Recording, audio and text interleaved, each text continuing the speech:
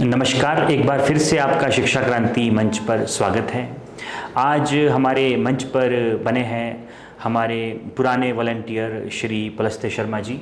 सबसे पहले तो पुलस्त्य शर्मा जी का स्वागत हमारे मंच पर। धन्यवाद। तो जैसे कि पिछली कड़ी संवाद की रही तो उसमें काफ़ी चर्चाएं हुई, उसके ऊपर भी आज विचार विमर्श किया गया, तरह तरह की बातें सामने आई। तो किसी सज्जन ने पिछले संवाद में पूछा था कि यदि कृष्ण भगवान थे, यदि कृष्ण महान थे तो उन्होंने महाभारत का युद्ध क्यों करवाया, क्यों होने दिया उन्होंने अपनी आंखों के सामने महाभारत का वो विभीषिका भरा युद्ध। तो उसके उत्तर में हमारे आज के संवाद में ये सामने आया कि कृष्ण जो थे वो महाभारत युद्ध के पीछे उसके जिम्मेदार नहीं थे। तो इसके उत्तर में रामधारी सिंह दिनकर की मैं मदद लेना चाहता हूं कि रामधारी सिंह दिनकर जी कहते हैं, उनके शब्दों में ये बात है। जैसा कि हम सभी जानते हैं कि श्री कृष्ण महाभारत के युद्ध होने से पहले ही पांडवों की ओर से कौरवों के बीच में एक शांति दूत बनकर गए थे। शांति का एक संदेशा लेकर गए थे कि यदि 5 गांव भी तुम दे दो तो उसमें भी हम तसल्ली से खा लेंगे, हमें मंजूर है, लेकिन कम से कम हम इस महाभारत को टालें, क्योंकि महाभारत से जो परिणाम होगा, उसका जो विभीषिका होगी वो बहुत ही भयानक होगी, उसके परिणाम दूरगामी और बहुत भयानक होंगे। तो रामधारी सिंह दिनकर जी कहते हैं कि कृष्ण कहते हैं कौरवों की उस सभा में शांति दूत बनकर जब कृष्ण गए हैं कि यदि न्याय दो तो आधा दो, उसमें भी यदि बाधा हो तो दे दो केवल 5 ग्राम, रखो अपनी धरती तमाम, हम उसी में खुशी से खाएंगे, परिजन पर असी ना चलाएंगे। असी कहते हैं तलवार को, कि वो शांति दूत बनकर गए हैं कि वो कहते हैं कौरवों की सभा से कि यदि देना ही है, यदि न्याय ही करना है तो आधा राज्य पांडवों को मिलना चाहिए, लेकिन यदि आप लोगों को ये मंजूर भी ना हो तो केवल 5 गांव ही दे दो, 5 गांव में ही हम खुशी से खा लेंगे, पांडव युद्ध के लिए नहीं उतारू होंगे। 5 गांव देने की जब कृष्ण ने बात करी तो दुर्योधन कहता है कि सुई की नोक के बराबर जमीन भी मैं देने को तैयार नहीं हूँ। लेकिन जब ऐसा कोई बयान दे दे, जब ऐसी कोई बात कह दे, ऐसी मूर्खतापूर्ण कोई बात कह दे तो युद्ध अनिवार्य हो जाता है। तो इसमें कृष्ण का, श्री कृष्ण का कुछ भी योगदान नहीं रह जाता है युद्ध को करवाने के लिए। युद्ध तो उसी वक्त अनिवार्य होगा जब दुर्योधन ने ये कहा कि मैं एक सुई की नोक भर जमीन भी नहीं दूंगा। तो यदि हमें संबंधों को सुधारना होता है, यदि हमें संबंधों में मधुरता लानी होती है तो कहीं ना कहीं हमें थोड़ा एडजस्टमेंट, थोड़ा सा समन्वय हमें उसमें लाना ही पड़ेगा, तो ही हमारे संबंध सुधर सकते हैं। लेकिन दुर्योधन ने उन संबंधों को नहीं सुधारा। तो रामधारी सिंह दिनकर कहते हैं, दुर्योधन ये भी दे न सका, आशीष समाज की ले न सका, जो था असाध्य साधने चला, दुर्योधन हरि को बांधने चला। उस दुर्योधन ने क्या किया कि श्री कृष्ण को ही बांधना चाहा, लेकिन जिसमें वो विफल रहा। बाकी की महाभारत सभी को ही पता है। तो दोष खोजने वाले कहीं पर भी दोष खोज लेते हैं। वो श्री कृष्ण में, वो श्री राम में भी दोष खोजेंगे, वो सज्जन पुरुषों में भी, वो गांधी में भी दोष खोजेंगे, लेकिन हम दोषों को ना खोजें, केवल खूबियों को यदि देखें तो हमें रावण में भी खूबियाँ नजर आएंगी, दुष्टों में भी खूबियाँ नजर आएंगी। तो पिछली चर्चा का ये थोड़ा सा सारांश आज की चर्चा में जो हुआ ये था। और जैसे कि आज हमारे साथ पुलस्त्य जी बने हैं, काफ़ी समय बाद हमारे बीच में आए हैं, तो आइए इनसे पूछते हैं कि उनके इस थोड़े से समय में जब ये थोड़े व्यस्त थे तो क्या क्या इनकी उपलब्धियां रही हैं, किस प्रकार से इन्होंने शिक्षा क्रांति मंच पर अपना सहयोग दिया है। धन्यवाद। सबसे पहले तो मैं बहुत समय बाद यहाँ पे आया और आप सबसे मिला, तो मुझे बहुत ही अच्छा लगा। ये मैं विचार बड़े समय से सोच रहा था कि आना है, मगर किन्हीं कारणवश नहीं आ सका, समय नहीं दे सका संस्था को। बट एक्टिवली नहीं दे सका, पर पैसिवली मैं हमेशा संस्था के साथ रहा। और पिछले कुछ समय से जब मैं यहाँ नहीं रेगुलरली नियमित तौर पे नहीं आ सका, तो फिर मैं अपने जहाँ भी हम कार्य करते हैं और अपने जब भी हम कहीं समाज में जाते हैं, कहीं भी जाते हैं, तो वहाँ हम ज़रूर यहाँ के जो भी हमारे विचार होते हैं उसको रखने की कोशिश करते हैं। चाहे वो एक स्वच्छता का ही विचार हो, जो कि हमारी संस्था के प्रमुख विचारों में से एक है, तो हम कहीं भी जाते हैं तो सबसे यही अपील करते हैं कि स्वच्छता बनाए रखें। तो ये एक मुझे लगता है कि सभी लोग कर सकते हैं अपने स्तर पे। बाकी जहाँ तक सवाल आज की चर्चा का रहा, तो आज हमने बहुत ही एक गहन चर्चा की हमारे सनातन धर्म को लेकर, और भी जो मुद्दे रहे उनको भी लेकर। तो यहाँ पे जो आके एक चीज़ होती है, वो मैं हमेशा मानता हूँ कि जब आप यहाँ पे बैठ के किसी चीज़ मुद्दों पे आप जब चर्चा करते हैं, तो आपको बहुत सारे विचार और भी नए विचार सुनने को मिलते हैं जो भी चर्चा में भाग लेते हैं उनसे। तो एक उससे आपको सीखने को मिलता है कि आपके विचार से विभिन्न भी बहुत सारे विचार हैं जो आप ग्रहण कर सकते हैं, और आपको अच्छा लगे तो आप उन्हें अपना भी सकते हैं। तो वो एक चर्चा का बहुत ही अच्छा एक हिस्सा रहता है। और बाकी जैसे कि आपने ये एक शुरुआत में एक उदाहरण के तौर पे आपने बताया कि महाभारत के युद्ध को लेकर, तो वो आपने बिल्कुल सही कहा कि आप जो आजकल का समाज है वो दोषारोपण करना बहुत ही आसान एक कार्य है। जैसे कि आपने कहा कि कृष्ण को ही दोषी मान लिया गया महाभारत के युद्ध के लिए और उनसे सवाल किया गया।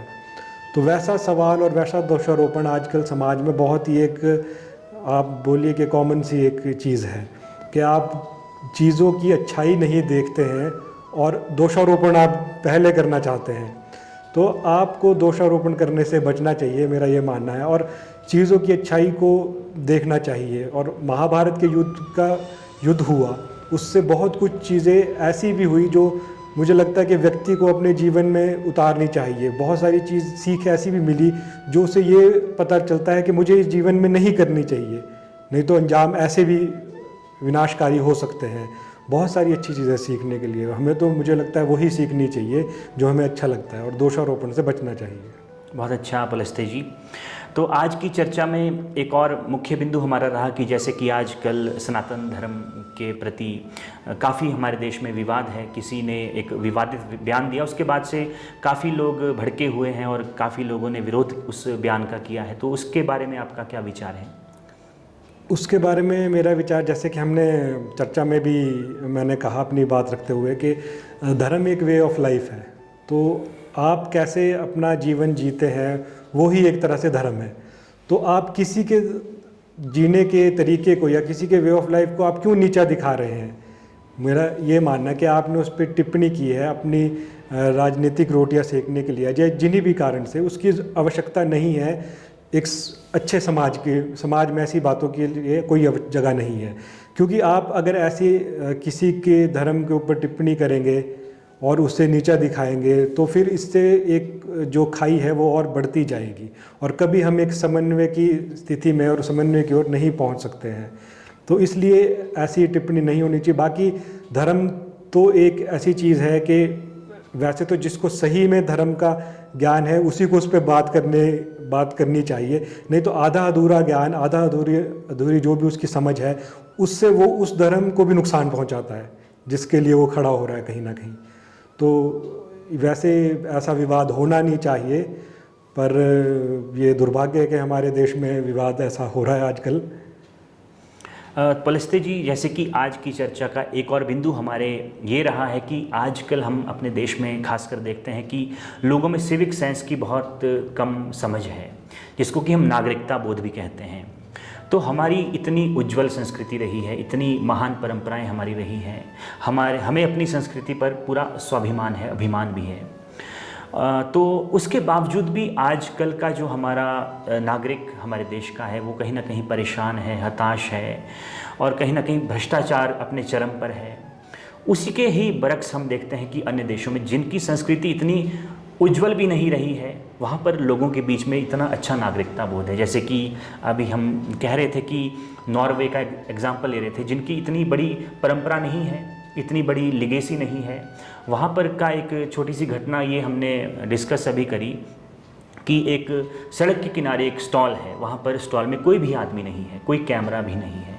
वहाँ स्टॉल में कुछ एक किलो के, कुछ आधा किलो के शहद के डब्बे पैक करके रखे हैं, साथ में QR कोड है स्कैन करने के लिए, पेमेंट करने के लिए। तो वहाँ पर कोई भी चोर नहीं आता उस डब्बे को उठा के ले जाए। लोग आते हैं, जिसको आवश्यकता होती है शहद उठाता है और उसके ऊपर जो रेट लिखा है वो पेमेंट करके कोड से चला जाता है। तो इतना नागरिकता बोध होना, अब हम अपने देश में ऐसा होने की कल्पना भी नहीं कर सकते हैं। यदि आप कहीं यात्रा पर निकले हैं, आपका कुछ सामान है, यदि आपने अपने सामान का ध्यान नहीं रखा तो हो सकता है कि आप अपने सामान से हाथ ही धो बैठे।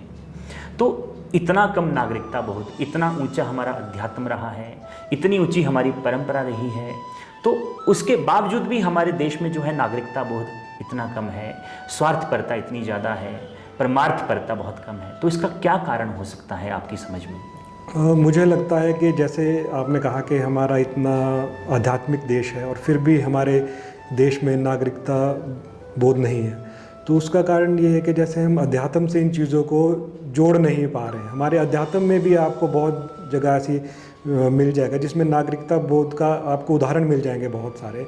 उन चीज़ों को मुझे लगता है कि उन चीज़ों को हाईलाइट करना चाहिए और उनको कनेक्ट करना चाहिए अध्यात्म से, नागरिकता बोध को।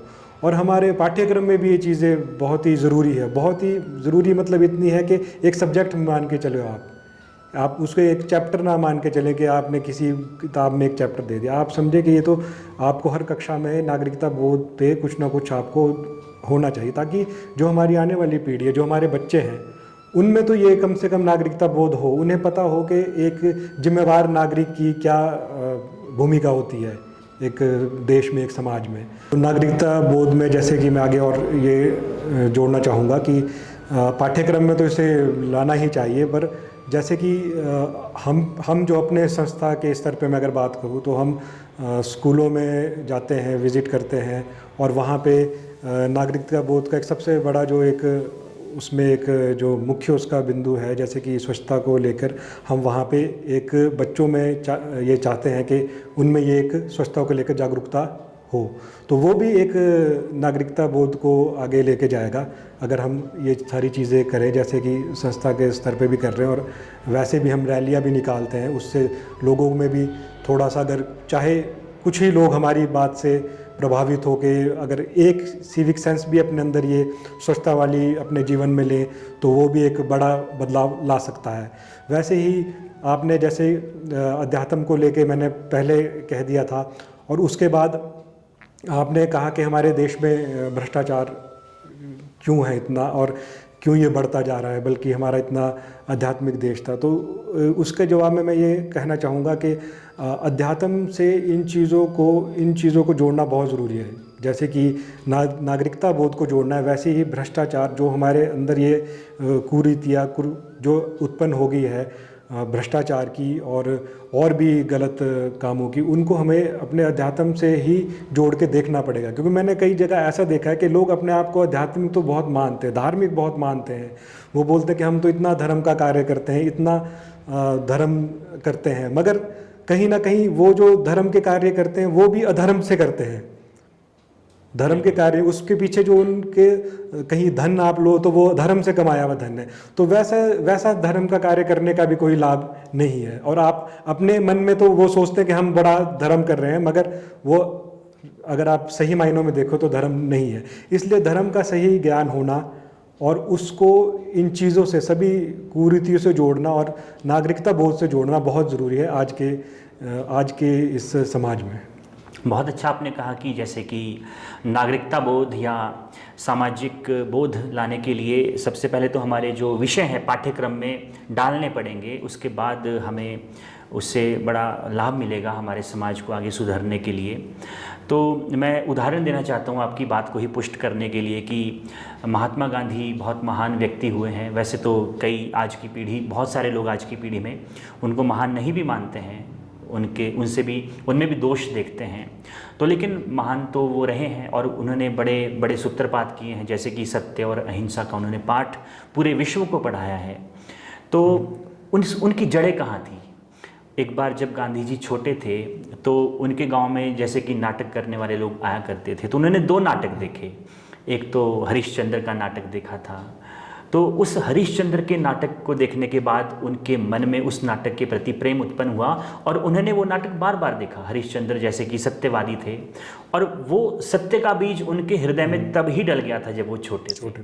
और जब वो बड़े हुए, बैरिस्टर बने, बैरिस्टर होने के बाद उनमें एक नागरिकता बोध आया, तो उन्हें लगा कि मुझे कुछ विश्व के लिए और देश के लिए करना चाहिए, क्योंकि बैरिस्ट्री करके मैं तो बिल्कुल अच्छा काम कर सकता हूँ, अच्छा धन कमा सकता हूँ, लेकिन उसके आगे भी कुछ है।